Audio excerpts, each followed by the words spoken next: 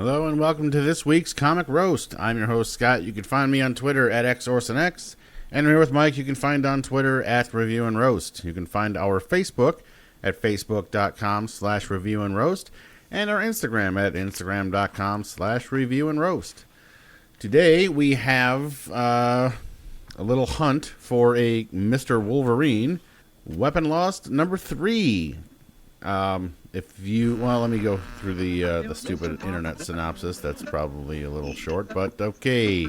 Fresh blood in the wilds of Canada. Deep in Logan's home country, Daredevil and his investigative team have tracked the most recent reports of his appearance, straight to the tips of his bloody claws. Like my Skeletor? No. No. Everyone else loves it. You don't know good stuff. Circles the globe in search of a listener. Can you hear me now? Can you hear me now?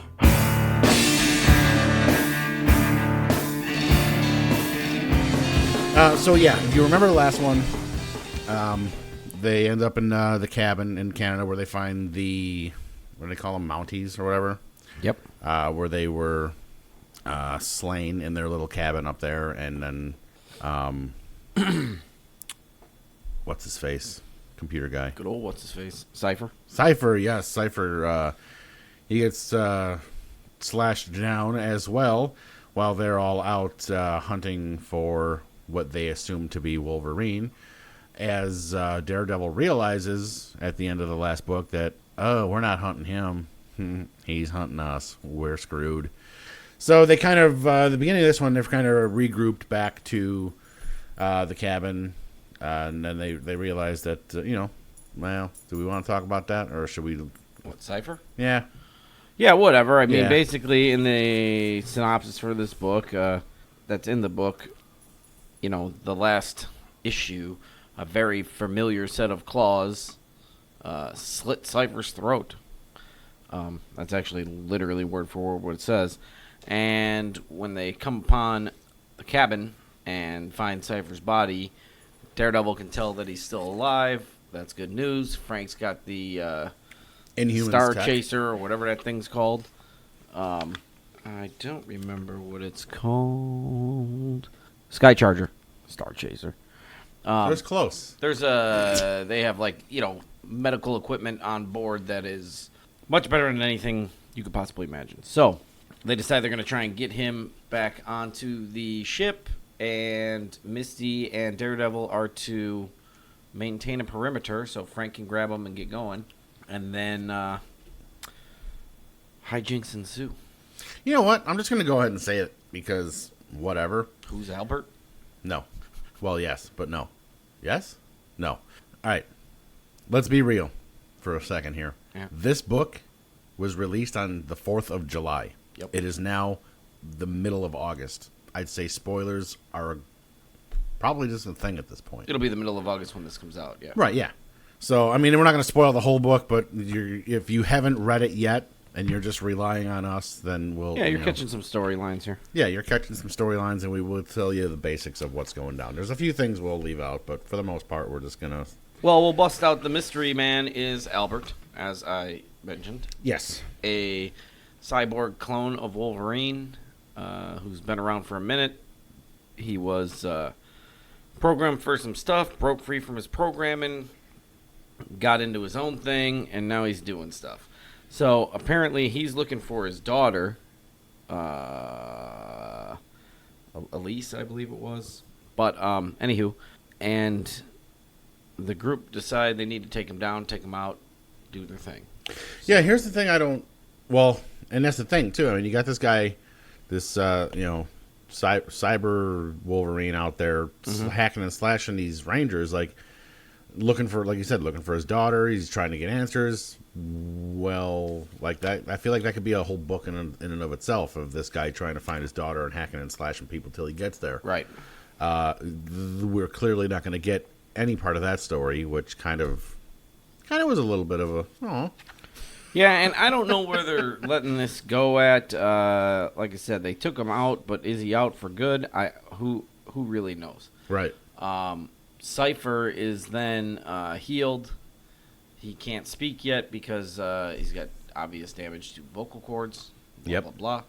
So they're thinking that might heal, but in the meantime, they figure out that he snagged a smartphone and got back on the case. So the book concludes basically with them following the latest cipher lead to a previous cipher lead that didn't pan out the first time, but now all of a sudden there's some interesting things in development. Yes, So there's reason to. Well, it was the first guy they talked to in the first book in Chicago. He was like, right. So, social media is my only hobby. I got nothing else to do. I just wanted the followers. I deleted it right away. Blah blah blah. Well, yeah, like you said, they have reason to believe that there's more to that guy's tale. So they wind up at the end of this heading back to Chicago. But I do want to circle this just back a little bit to just the whole noir feel of this book is still constant, strong, awesome. It's colored that way. It's drawn that way. It's even worded, even the story reads that way. It's 80% of the words in this book are narration. Yeah, it's Daredevil, just go, Yeah. what you would expect from one noir type thing, which is kind of awesome. But then when you get the Misty, Misty Frank little love affair going there for a minute, I was like, oh, that's kind of. There's always something like that in these little crime stories. It's kind of funny. Yeah, she likes the older gentleman. Yeah, the older, not human gentleman. Mm-hmm. But yeah, no, this is still. See, I don't want to go ahead and say it's still my favorite because I actually do really like Mystery in Madripoor, even though my score did drop a little last week. Mine did too, and I still love that one. Well, yours dropped more than mine, but yeah. I don't know. This one is still just an extremely solid book to me. Like it's probably my favorite at this point. I don't know. We'll see. We'll see. Yeah, the Adamantium Agenda, which we're going to be discussing shortly, picked up a little for me. Oh yeah, big time. But that'll be next week. That'll be somebody that's missing hands. If you listen to the last episode. yeah. Last week, I may have read all three at once and got them a little screwed up when I was talking about them. Maybe not. I don't know. We'll see. So let's see what else really happened in this one. Not really much. Really, that's about it. Again, just tracking down leads, trying to get to the bottom of the mystery. This one's actually got more mystery than the mystery one. But hey, what are you gonna do? So I'm in the neighborhood of an 8. You're in the neighborhood of an 8. Yeah, I like an 8.